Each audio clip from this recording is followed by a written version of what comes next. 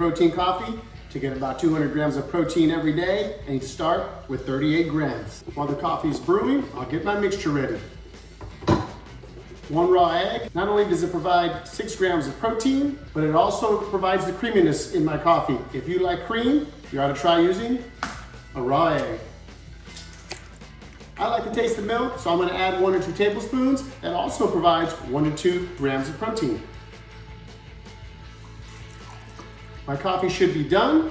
I'm going to pour about 10 to 12 ounces of coffee with about 30 grams of protein.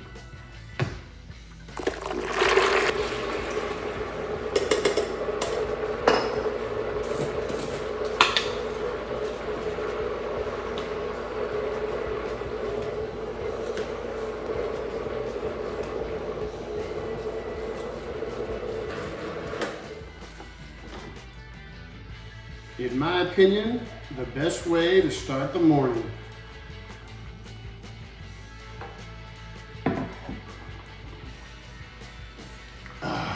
Now out to the gym to see some of my favorite leg exercises. Click right here.